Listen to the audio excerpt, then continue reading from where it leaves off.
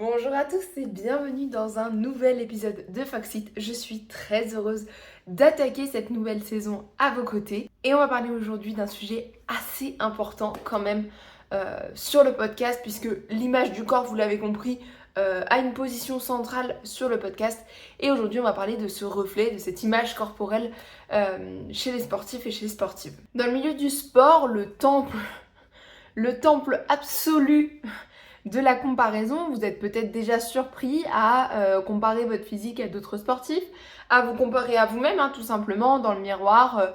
Comparer vos jambes à celles d'il y a 10 ans, comparer vos jambes à la sportive que vous venez de voir sur Instagram, comparer votre performance à la dernière performance olympique et de se dire cette personne-là elle a tel physique, peut-être que le physique joue. Voilà, toutes ces comparaisons, c'est sûrement des choses qui vous sont déjà arrivées. Ce rapport assez complexe à notre corps, il peut avoir, sans le savoir, un impact direct ou indirect sur nos performances, sur notre performance, notre motivation, notre plaisir à aller s'entraîner.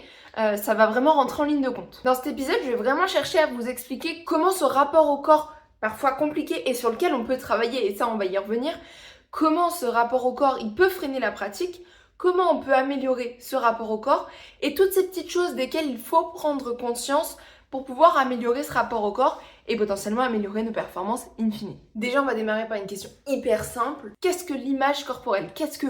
Quand je vous dis image corporelle, qu'est-ce qui vous vient en tête ? Qu'est-ce que vous imaginez ? L'image corporelle, en fait, c'est la perception. L'image corporelle, en fait, c'est la perception qu'on a de son corps. Mais ça comprend aussi l'image que l'on renvoie aux autres et que l'on a l'impression de renvoyer aux autres.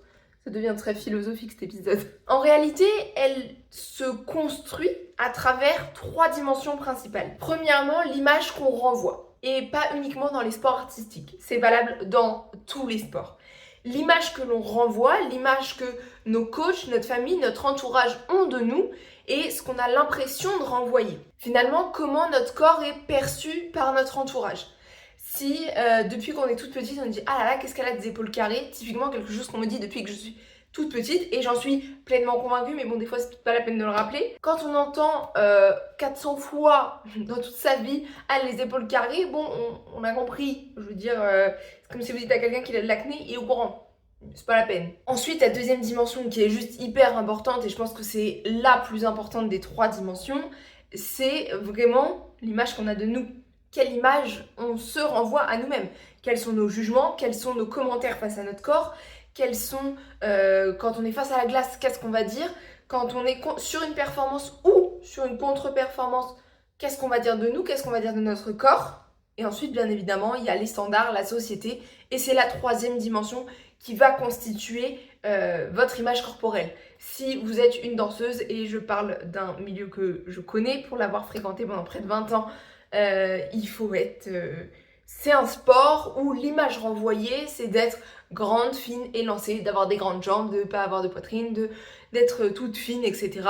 Même si aujourd'hui, Dieu merci, certaines femmes commencent à casser les codes dans tous les sports, maintenant, chaque sport a ses codes et comme on est dans une société qui aime bien cadrer les choses, chaque société, enfin chaque sport, la société prévoit pour chaque sport un physique prédéfini. Et ça va quelque part un petit peu aussi dans notre 2e dimension, on disait l'image qu'on a de nous, parfois l'image qu'on a de nous aussi par rapport aux diktats de la société bien évidemment. Et dans ces standards du sport, j'ajouterais, alors je sais pas si c'est une 4e dimension ou si on peut le rentrer dans cette dimension-là, mais aussi tous les sportifs qui communiquent autour de ce sport en particulier. Si on prend les triathlètes très connus, voilà, ils ont tel physique. Si on prend les nageurs très connus, ils ont tel physique.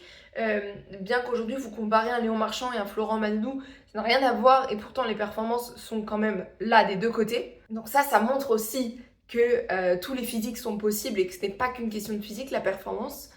Mais c'est vrai que tout ce qu'on peut voir au niveau des réseaux sociaux, au niveau de la communication, de la télévision, etc., va forcément rentrer en ligne de compte dans nos jugements, dans les images qu'on a de nous. Donc, évidemment, maintenant qu'on a vu quelles étaient ces bases, c'est bien de savoir aussi, ok, maintenant qu'on a les fondations, comment on construit là-dessus. Notre image corporelle, elle va se nourrir de beaucoup d'influences. On a bien évidemment l'entourage, on l'a dit juste avant, mais le coach, la famille, la petite réflexion, Je reprends l'exemple de la danse, quand tu es à la barre et que la prof de danse te dit «Ah, t'as bien mangé pendant les vacances?» Bah écoute, à 8 ans, c'est une réflexion qui n'est pas nécessaire. Parce qu'aujourd'hui, à 25 ans, elle est toujours là. Donc, voilà, il y a toutes ces réflexions, ces choses qui peuvent être dites par l'entourage, par la famille, par toutes ces personnes-là, vont construire l'image corporelle qu'on a de nous, et dans le sport comme au quotidien. Les réseaux sociaux, les marques, bien évidemment. Alors eux, ils sont présents plus, et ils ont un rôle à jouer. Ils ont un rôle à jouer quand on va dans des magasins de sport et qu'on voit des mannequins de différentes tailles et pas que des mannequins, je prends chez les femmes toutes fines, avec la poitrine comme il faut, un petit peu de forme mais pas trop, etc. Mais chez les hommes c'est pareil, hein. Pourquoi toujours autant de tablettes alors que des fois c'est même pas approprié au sport. Donc les marques et les réseaux sociaux ont une énorme place à jouer. À mon sens, elle n'est pas encore jouée, la carte n'est pas jouée à 100%, mais en tout cas, il y a une vraie place à prendre sur les réseaux sociaux et sur les marques. En parlant de réseaux sociaux et marques, c'est ce que j'essaye de développer avec Foxit. Que Foxit soit ce média qui apporte une parole contraire à ce qu'on peut voir, qui apporte une parole complémentaire à ce qu'on peut entendre, qu'on ait un discours différent et que nos oreilles écoutent des discours variés pour qu'elles puissent faire leur propre chemin. Et bien évidemment, elle se construit sur nos pensées du quotidien, comment on fait évoluer notre image corporelle, comment on fait évoluer tout ce qu'on pense de nous. Est-ce que le jour où on a fait une contre-perf, c'est juste parce qu'on a perdu 2 kilos? Est-ce que le jour où on a fait une contre-perf, c'est juste parce qu'on a 2 kilos de plus que le poids de forme? Pas forcément. Là, on parle beaucoup de poids parce que c'est ce qui compte très souvent dans l'image corporelle. Et à ce sujet, j'ai une anecdote. En mars 2025, mars de cette année, j'ai fait un 10 km. J'ai vu la photo du photographe. Et là, je me suis dit, ah ouais, chaud. Donc, pour ceux qui regardent sur YouTube, vous avez l'image. Sinon, pour ceux qui écoutent en podcast, on est sur une photo où on n'est pas sur la femme la plus athlétique, on va dire. Donc on voit que j'ai la cellulite au niveau des jambes, voilà, on voit plein de choses. Et j'en avais fait un post sur Instagram en disant, en fait, ce qu'on voit là, c'est une femme qui est 4 kilos au-dessus de son poids de forme. Je crois que c'était ça, j'étais 4 kilos au-dessus de mon poids de forme. Et en fait, j'ai fait mon RP sur 10 km. Et de par mon métier de diététicienne, je suis quotidiennement confrontée à cette question du rapport poids-puissance. Et en fait, ce que j'ai voulu expliquer par ce post, c'est que le rapport poids-puissance, il fait pas tout. Là, je faisais 4 kilos de plus que mon poids de forme et j'étais la plus lourde que je n'ai jamais été de toute ma vie. Ok, très bien. Et en même temps, j'ai jamais couru aussi vite que ce que j'ai couru là. Donc, l'entraînement a payé. Donc, la prépa a payé. Donc, ce que j'ai fait a été efficace. Et en fait, ça m'a permis... J'ai eu un premier coup quand j'ai vu la photo de me dire « Ah ouais, chaud ». Et j'ai eu un deuxième coup de me dire... En fait, ça me fait réaliser à quel point... ouais, là, je me sentais mal dans ce corps-là et j'étais pas à mon poids de forme. Mais en même temps, j'ai réalisé la perf que je voulais. Et en fait, c'est en vous le racontant, je suis en train de me dire... À aucun moment, j'ai eu la réflexion de me dire et ben maintenant, j'ai plus qu'à perdre du poids pour aller plus vite. En fait, moi, ce que je me suis dit, c'est le plan d'entraînement a fonctionné. J'ai fait un plan campus pour ceux qui ne savent pas. Le plan d'entraînement a fonctionné. Je l'ai suivi du début à la fin. Et j'étais extrêmement fatiguée. Donc pour moi, le levier, il est la fatigue. Bien évidemment, je vous dis tout ça après un énorme cheminement sur mon image corporelle, sur tout ça. Évidemment, ça n'arrive pas comme ça. Salut, je vais vous faire un épisode, je vais vous raconter tout ce qui a changé. Bien évidemment que non. Mais par contre, cet énorme cheminement a aussi changé l'image que j'ai de moi. Et maintenant, je vais vous donner 4 solutions concrètes, telles un plan d'action pour améliorer l'image que vous avez de vous, à la fois dans le sport, mais ça fonctionne aussi très très bien au quotidien. Premièrement, l'exercice du miroir. C'est un exercice qui est assez connu, c'est un exercice relativement simple sur le papier. Dans la réalité, c'est pas toujours simple, mais c'est un exercice assez simple. Le matin, quand vous êtes en train de vous habiller, vous êtes face à un miroir très souvent. Il est possible qu'on évite le miroir, mais là on va faire l'exercice de se mettre devant le miroir et de trouver, alors ça peut être le matin ou le soir, et de trouver une affirmation positive que votre corps a réalisée aujourd'hui.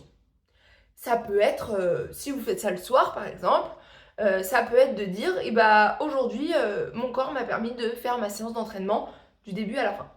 Ça peut être, aujourd'hui mon corps il m'a permis de réaliser telle ou telle chose. Aujourd'hui, je suis fière de mon corps parce que on n'a pas du tout pris les ascenseurs, on a pris que l'escalier. Et PS, je le fais pas forcément pour perdre du poids, je peux aussi le faire pour ma santé cardiovasculaire.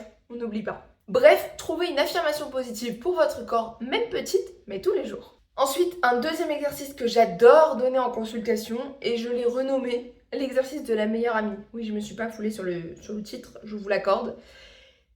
Imaginez, vous savez cette petite voix là que vous avez au-dessus qui vous dit si tu perdais 2 kilos, tu serais peut-être plus performante. Voilà. Celle-là, vous allez l'éduquer un petit peu et elle va devenir votre meilleure amie, mais au-dessus de vous. Et quand vous êtes devant la glace et que vous vous dites ah, j'ai un petit peu de gras ici, ou hop, petite voix, tu dirais ça à ta meilleure amie? Est-ce que tu lui dirais vraiment t'as un peu de gras là? Non, parce qu'en fait, on est les pires avec nous-mêmes. On est les pires avec nous-mêmes. Vraiment, on est des personnes horribles avec nous-mêmes. Notre meilleure amie, on serait là à la prendre par la main, à dire qu'est-ce que je peux faire pour que tu te sentes mieux dans ton corps, etc. Et pourquoi on se dit pas ça à nous? Parce qu'on est les pires. Un exercice suivant à réaliser qui va se passer sur votre téléphone et plus précisément sur vos réseaux sociaux. Quand vous voyez un contenu et que vous retrouvez à zoomer sur le corps, que vous retrouvez à dire je serais bien si j'étais comme ça, je pourrais profiter de mon été si j'étais sapée comme ça, ou si j'avais ce corps-là. Ça, on pourrait en reparler. Est-ce qu'on profite vraiment d'un été ou d'une saison en fonction de son corps? Ça rentre aussi dans l'image corporelle. Bref, je m'éparpille. Tous ces comptes, on se désabonne. Tous les comptes qui sont source de culpabilité, on se désabonne. On a suffisamment de culpabilité au quotidien avec toutes les pubs omniprésentes dans notre quotidien. On n'a pas besoin d'aller s'en rajouter. Donc, plutôt que d'aller volontairement s'abonner à quelque chose qui nous fait culpabiliser, on se désabonne. Ça me fait penser à la dernière fois à ma mère qui me dit « Ah, mais t'as vu la publication de tel compte ?» Je vais pas citer le compte, parce que si elle me culpabilise, elle y est pour rien, la pauvre personne. Je lui dis « Ah non, j'ai pas vu. » Elle me dit « Ah ouais, t'es pas abonnée ?»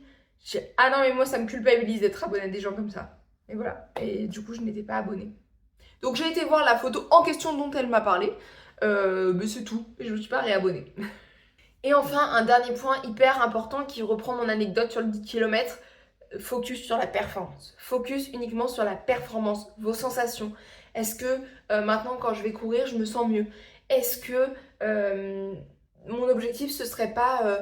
là, je suis essoufflée quand je suis au 2e étage. Il faudrait que j'arrive à monter les 2 étages sans être essoufflée. C'est aussi un moyen de progression. C'est aussi un outil de mesure de votre progression, vos ressentis. Et il n'y a pas que un poids sur la balance ou des centimètres de tour de taille et de tour de cuisse qui seront vos outils de progression. Donc vous l'avez compris, l'image corporelle, elle est omniprésente dans la pratique sportive comme au quotidien. Je vous ai cité à la fois des exemples du quotidien, à la fois des exemples sportifs. L'idée, c'est qu'elle ne soit pas un frein à votre pratique et qu'elle ne soit pas la motivation de contrainte. C'est pas très français, mais je sais pas si vous voyez ce que je veux dire, mais que ça motive cette contrainte du « il faut faire du sport, il faut que j'aille m'entraîner ». Vous n'allez pas vous entraîner que pour votre image corporelle. Ou alors c'est que le sport, c'est pas le bon. Vous devez aller vous entraîner pour au moins de temps en temps un petit peu de plaisir. Je dis pas que vous allez kiffer à chaque fois que vous allez aller vous entraîner parce que c'est pas du kiff à 100%, mais il faut quand même que de temps en temps il y ait un petit moment de plaisir et de se dire ça me fait plaisir d'aller à ce cours de danse, ça me fait plaisir d'aller à l'entraînement, ça me fait plaisir d'aller au cours de tennis et que ce soit pas que de toute façon, il faut que je fasse du sport, donc de toute façon, il faut que j'y aille. Non, ça, c'est que le calcul, il est pas bon. Donc, petit à petit, avec les 4 exercices que je vous ai donnés, je vous invite à travailler sur votre image corporelle. Ça ne se fait pas du jour au lendemain. Des fois, il faudra des mois, des fois, il faudra des années. Mais promis, ça finit toujours par s'améliorer. Si vous voulez en savoir plus, si vous voulez échanger avec moi à ce sujet, Les réseaux sociaux de Foxit vous sont ouverts. Un post a été publié pour la publication de cet épisode de podcast. Il y a aussi un article sur le blog. L'épisode est dispo sur toutes les plateformes d'écoute et sur YouTube. Donc on peut aussi se retrouver dans les commentaires. C'est un plaisir pour moi de partager avec vous et d'échanger avec vous. Si vous avez des sujets qui vous intéresseraient, que vous aimeriez qu'ils soient traités, n'hésitez pas à me le dire dans les commentaires ou en DM. C'est avec grand plaisir que j'échangerai avec vous. Et puis je vous dis à dans 2 semaines pour un nouvel épisode.